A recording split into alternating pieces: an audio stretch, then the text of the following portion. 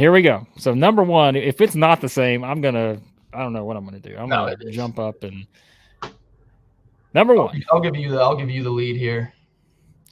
Number one, we're gonna call the Hogs on this one, as I'm gonna head to Fayetteville, Arkansas, to pick my number one guy. And yes, I know we only got a glimpse of him last season before he got injured, but now that he is back.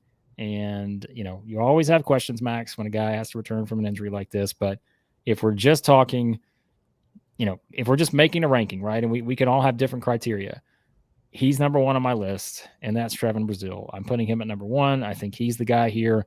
Like I said, it's interesting because we could have that conversation about what does Arkansas season look like last year if they have him, right? They get to the Sweet 16 without him. And it's just, think about how different some of those stretches were. Remember, Arkansas started what?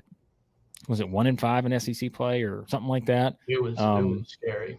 It was ugly, right? But that's what we gotten used to at times with Arkansas. That just tends to happen sometimes. But I do think of what he looked like in Maui, and I just think, man, if you give this guy an extra 20 games and he stays healthy, and then he comes into this season, like, we're talking SEC Player of the Year type guy.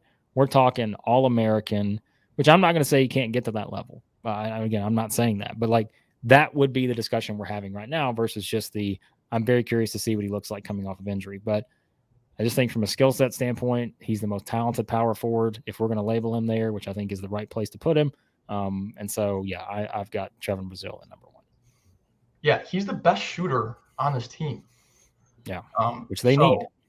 Yeah, that's huge. And you saw 2-3 years ago when UNC made that March Madness run out of the 8-9 seed, the best player on that team in the tournament was Brady Manick, this three-point shooter from the four. That if your foreman can really shoot it, not just like, he's 32%. If you leave him open, he can knock it down, like really shoot the rock. That's just unreal for the offensive spacing. And Brazile's got that 37.9% in his short stint this past year. But if you just look at some of those Maui games, that Creighton game, I mean, oh my gosh, he has about a 5-minute unreal highlight tape from last year in how many games did he play? So yeah, not many. So give him a full season. I would say, I was talking about Rylan Griffin during the Wings, and I was like, he just passes that eye test. Man, he just looks good. No one passes the eye test more than Brazile. He looks amazing out there. And I love what he does defensively also. That same thing.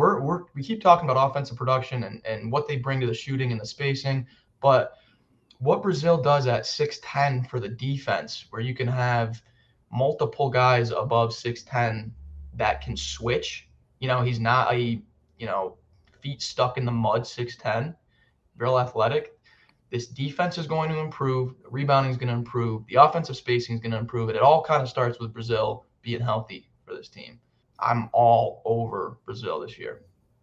All right. So Trevon Brazile, number one on our list. I don't know how many times we've agreed on who's number one. I think we've done it a couple times in this series so far, but we have them both here at number one. So Arkansas fans, we're hoping for a big season